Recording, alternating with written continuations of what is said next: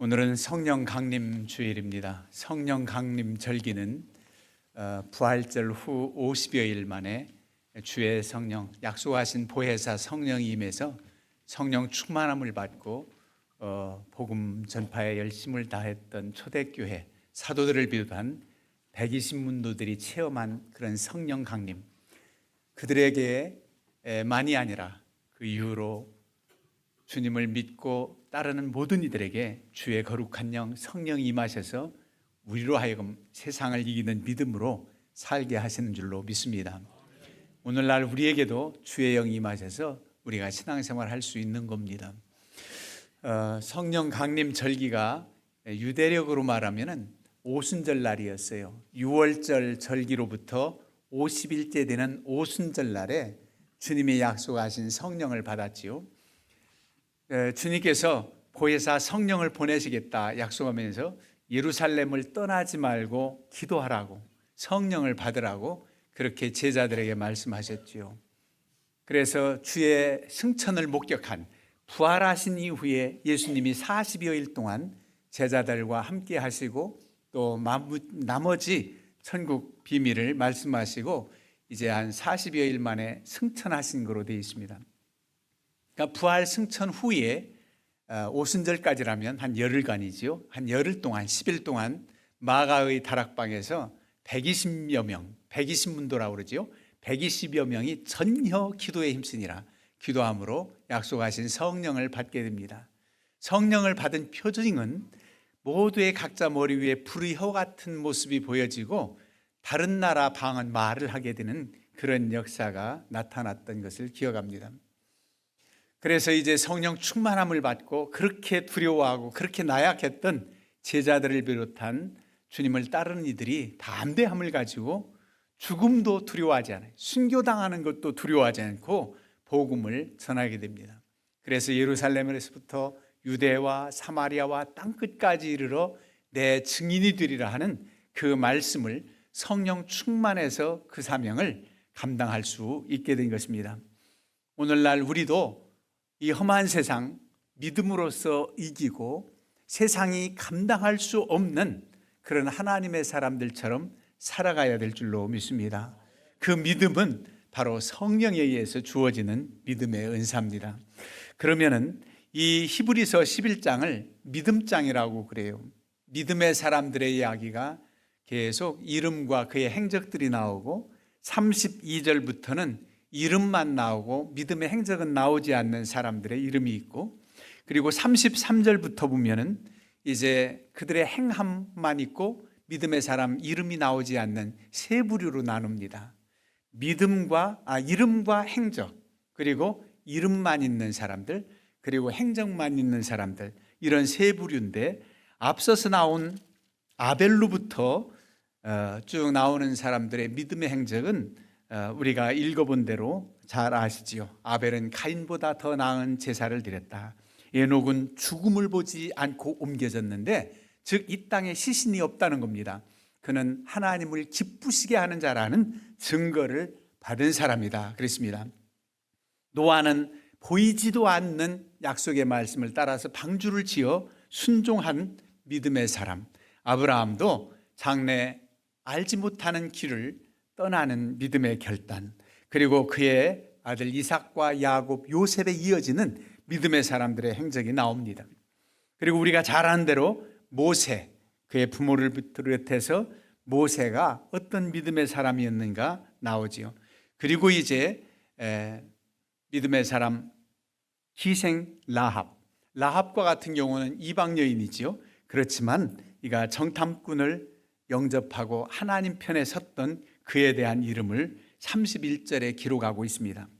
그리고 32절부터 나온 믿음의 사람들은 이름만 열거되고 있지요. 내가 무슨 말을 더 하리요? 기드온, 삼손, 바락, 삼손 입다, 다윗 및 사무엘과 선지자들의 일을 말하려면 내게 시간이 부족하리로다 그랬어요. 여러분 아는 대로 기드온은 300용사를 통해서 미디안의 그 많은 대적을 물리친 사람, 사사지요.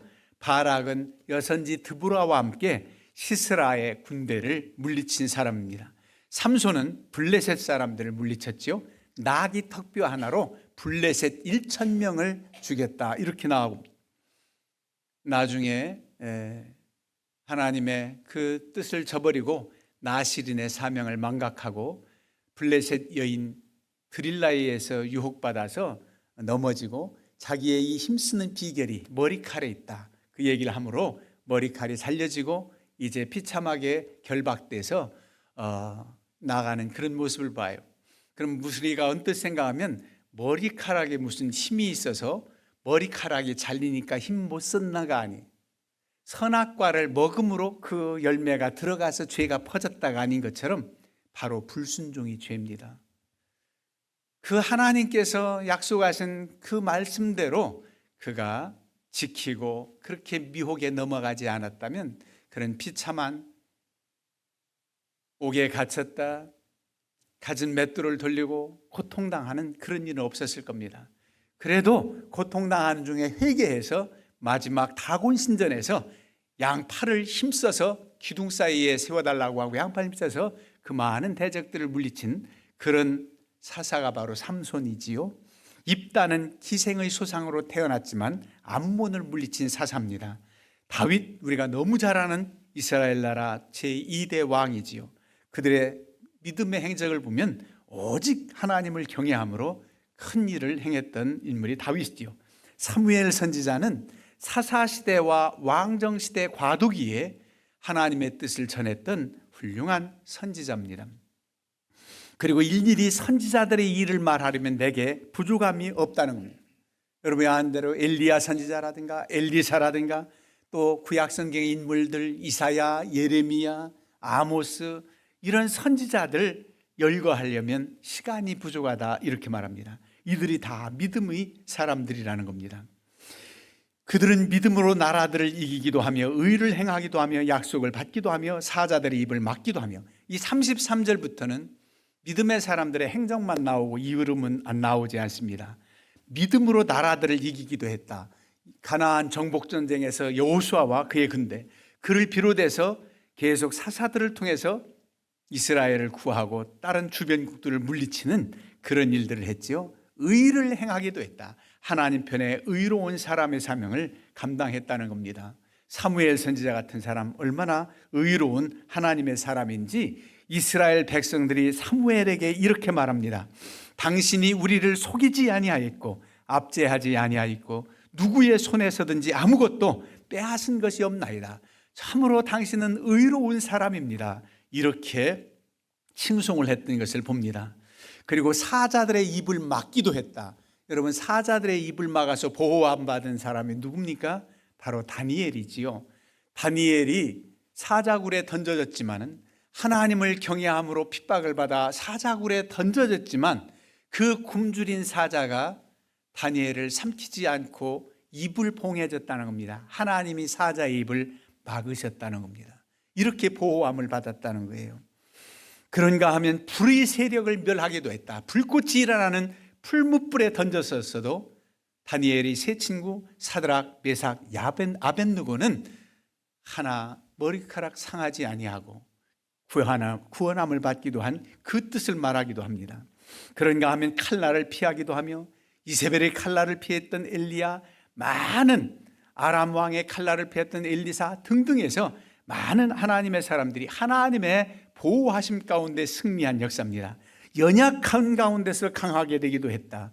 연약한 가운데 여선지 드보라는 여자로서 연약합니다.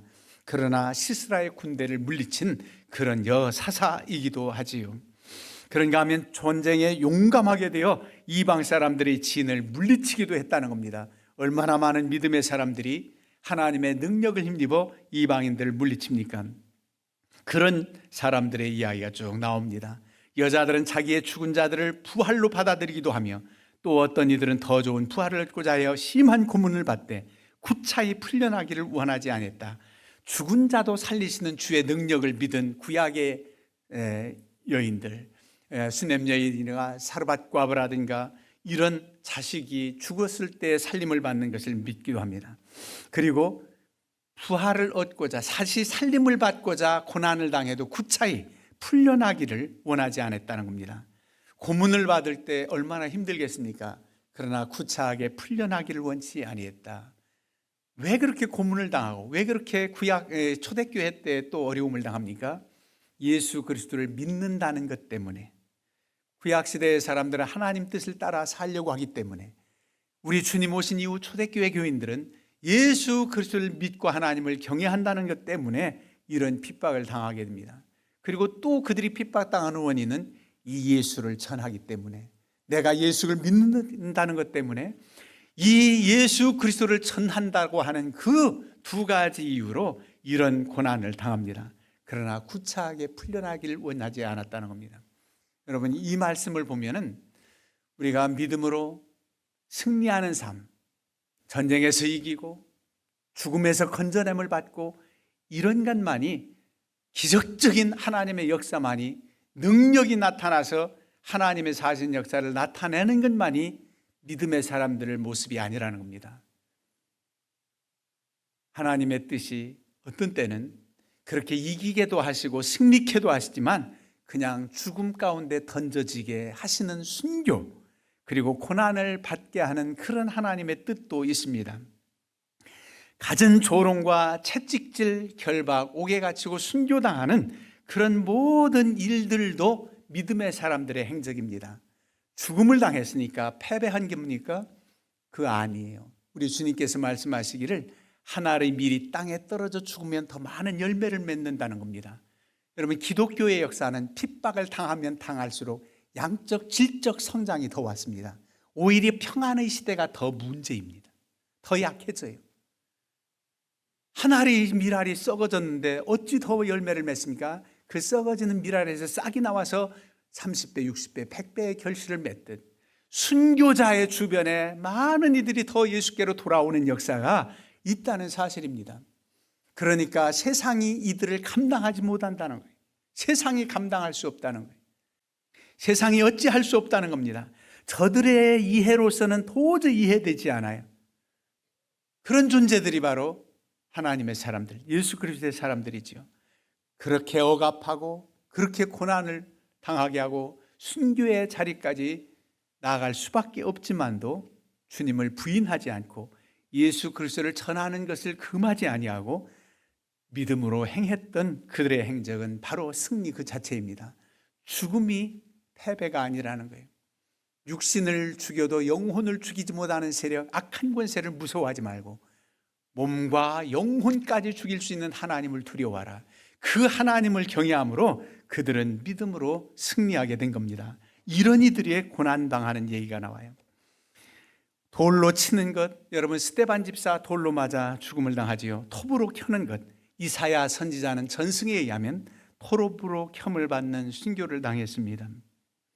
이런 사람들이 세상에 어떻게 할 수가 없다는 겁니다. 어떻게 해보려고 해도 할 수가 없다는 거예요. 감당하지 못하는. 오히려 믿음의 사람 앞에 세상이 무릎을 꿇을 수밖에 없어요. 악한 산탄 권세가 어찌할 수 없다는 겁니다. 그래서 세상이 감당하지 못하는 사람들, 이런 이름의 사람이건 이 행적만 보아도 누구라고 알 수 있는 사람들만이 아니라 많은 초대교회 성도들, 이름 없는 무명의 성도들도 그렇게 많이 주님을 따르면서 믿음으로 세상을 이기는 사람이었다는 겁니다. 이들의 이야기가 38절에 이렇게 나오잖아요.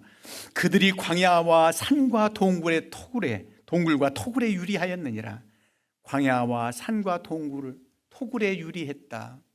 여러분, 순교 당할 자리에 순교 당합니다. 그래도 하나님을 예배하고 살아있을 때 하나님 사심의 증거를 나타내기 위해서 복음을 전하잖아요. 숨어서도 전합니다. 로마에 가면 카타콤, 믿는 사람들, 기독교인들이 숨어서 지냈던 곳이 있고, 터키에 가면은 그런 곳이 있습니다. 햇빛을 보지 못하고 불과 몇 년 살지 못하지만 그곳에서 예배해요.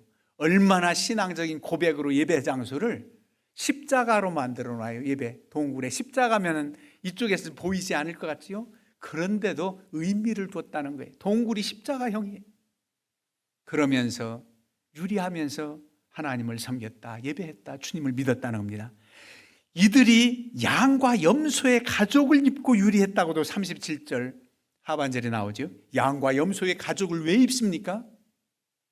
그 더운 나라에서 양과 염소의 가죽을 쓰고 그들 틈에서 발견되지 않도록 예배했다는 겁니다. 살아서 하나님을 예배하는 것이 사명이고 죽는 자리에 처할 때에 죽음을 두려워하지 않고 순교당했던 이 믿음의 사람들, 위대한 믿음의 사람들, 이들은 세상이 감당할 수 없다는 겁니다. 그런데 오늘날 우리는 어떻습니까? 조그마한 일에 넘어지고 약해지고 쓰러지는 우리는 한 번 이 믿음의 사람들을 본받아야 다시금 주님께서 오늘날 계속 다시 오실 때까지, 예수님 다시 오실 때까지 내 있는 믿음을 지키고 이 믿음을 전파하는 사명을 감당하는 뜻이 오늘날 우리에게도 있다는 사실입니다. 그러면은 이들에 대해서, 구약의 인물들에 대해서는 이렇게 결론적으로 말합니다. 39절에 보면 이 사람들은 다 믿음으로 말미암아 증거를 받았으나 약속된 것을 받지 못하였으니, 믿음으로 말미암아 저들 증거를 받았다는 겁니다. 너 정말 믿음의 사람이다, 내 사람이다, 내 자녀다, 하나님께 인침을 받았다는 겁니다. 그러나 약속은 아직 받지 못했다는 것은 초림하신 예수님 그리스도를 만나지 못했던 구약시대 믿음의 사람들, 메시아 구원주가 오시길 그렇게 고대했어도 구약시대의 믿음의 사람들은 주님 오시는 것은 보진 못했어요. 그래도 그 믿음을 지키고 하나님을 경외했다는 겁니다.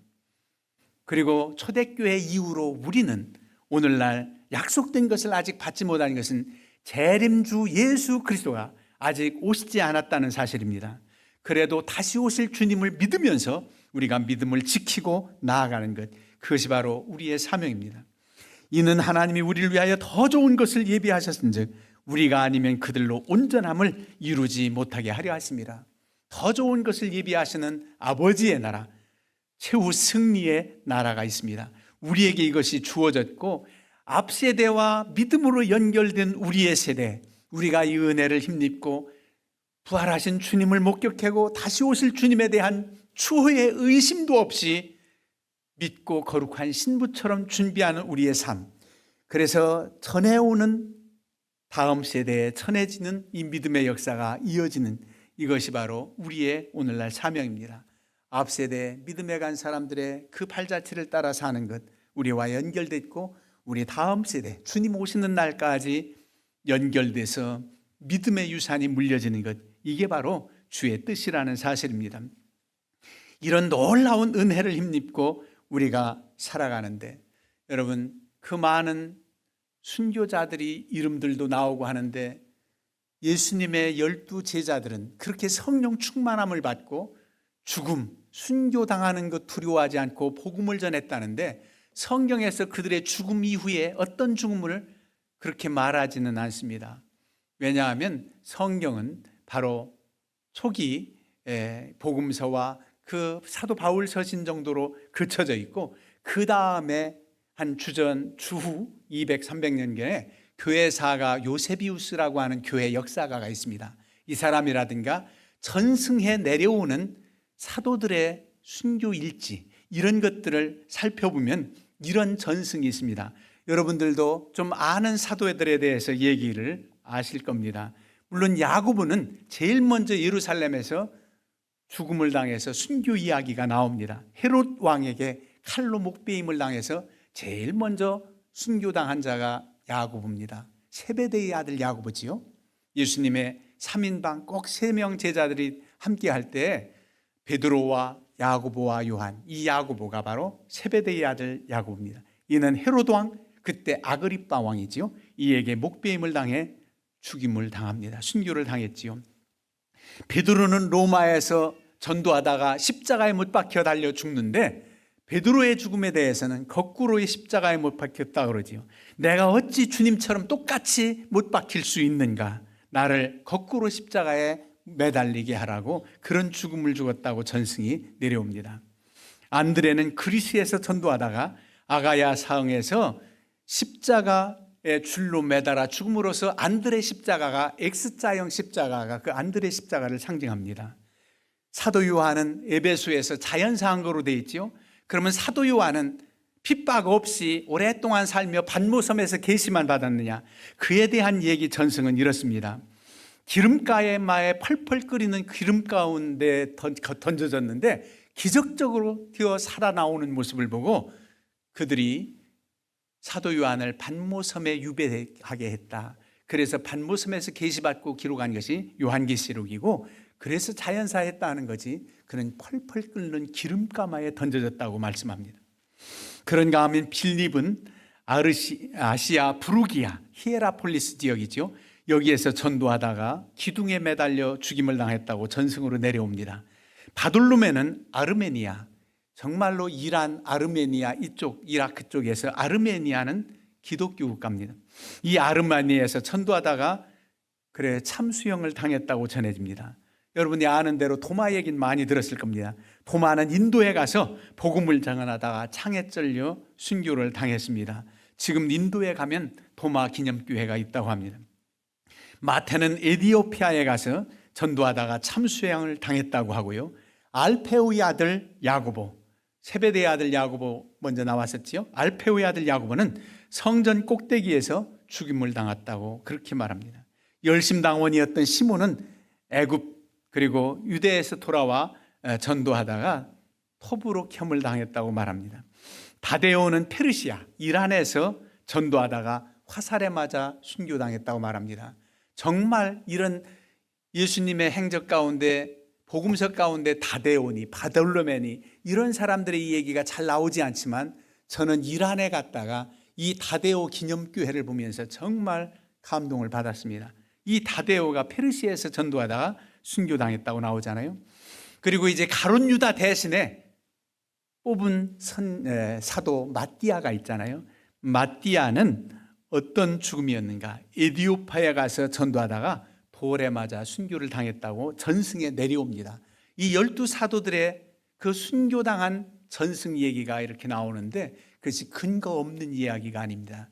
구전으로 내려와서 오늘날까지 이렇게 순교당한 모습을 봅니다. 그런데 예수님의 12제자들이 주님과 함께할 땐 늘 함께하고 동행했고, 특별히 베드로와 요한과 야고보는 똑같이 또 주님과 함께 늘 했는데, 여러분 성령 충만함을 받고 이들이 복음을 전할 때 예루살렘 근처만이 아니잖아요.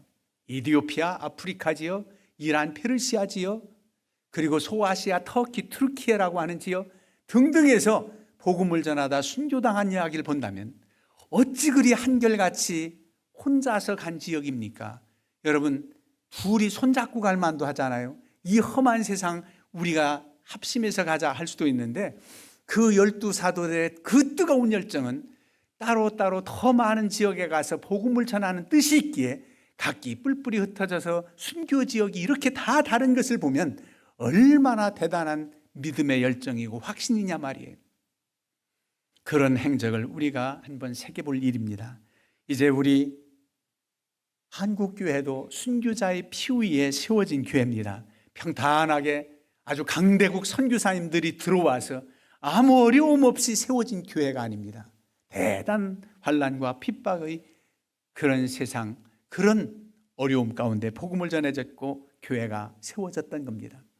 여러분, 옛날 성경책은 보면 빨간 물이 들어졌어요. 그 성경책을 가지고 눈물 흘리며 기도할 때 그 빨간 물이 다 이렇게 지워지는 그런 색감이었어요. 왜 그렇게 했을까요? 지금은 금박으로도 되기도 하고 뭐 다 했지만은 바로 순교자의 피를 상징하는 거예요. 성경책 빨간 물감을 이렇게 입힌 것입니다. 한국교회도 그렇습니다. 세상이 감당하지 못할 사람은 예전 환난의 시대 그들에게만이 아니라 오늘날 우리에게도 있어서 도저히 이해될 수 없는 하나님의 사람들로 살아가야 된단 말입니다. 오늘날 우리는 어떤 모습으로 설 때 이렇게 세상이 감당할 수 없는 하나님의 사람일까요? 세상의 가치 판단에 휩쓸려 살지 않고 하나님 말씀 중심, 하나님 중심으로 살아가는 이들이 세상이 감당할 수 없는 믿음의 사람들입니다. 그리고 우리 힘으로는 안 되기 때문에 성령을 의지하고 성령 충만함을 받기 위해서 사모하며 기도하는 사람들이 세상이 감당할 수 없는 사람입니다.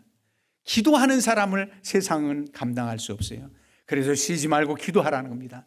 기도의 능력을 힘입어서 성령 충만함을 받고 세상과 짝하여 사지 않고 나아갈 수 있다는 겁니다. 그리고 오늘의 시대에 거룩함을 지키는 하나님의 사람들입니다. 내가 거룩하니 너희도 거룩하라. 순결한 신부가 돼서 주님 오시는 날까지 정결한 삶을 살아가는 것이 바로 세상을 이기는 삶, 세상이 감당할 수 없는 사람입니다. 오늘날 우리 주님의 말씀을 따라서 주님의 삶처럼 살아가는 그런 이들이 세상이 감당할 수 없는 사람입니다. 바로 사랑을 실천하는 사람입니다. 무한 용서하는 사람, 그리고 사람들이 깜짝 놀랄 만한 정말 진정 주님을 따르고 사랑하는 사람들의 삶의 모습을 보여주어야 된다는 말입니다. 원수까지도 사랑하는 삶을 실천하라고 말씀합니다. 이런 사랑을 우리가 어떻게 감당합니까? 나름대로 핍박, 환난의 시대는 아니지만 여러분들에게 당하는 개인적, 가정적 고난이 있다면 그 고난도 또 이겨야 되는 그런 믿음의 사람, 그런 믿음의 사람을 세상이 감당할 수가 없는 것입니다. 이렇게 세상이 감당할 수 없는 사람은 큰 믿음의 사람. 이 믿음은 성령 충만할 때 가능합니다. 성령 충만할 때 사랑이 은사가 임하고 이 사랑을 실천할 수 있는 사람들입니다. 오늘 우리에게도 요구합니다. 세상이 감당할 수 없는 하나님의 사람이 되라고. 여러분, 성령 충만해서 믿음으로 세상을 이기시고 승리하시기를 주님의 이름으로 축원합니다. 아멘. 이 시간은 바이올린 팀이 봉헌 연주를 해주시겠습니다.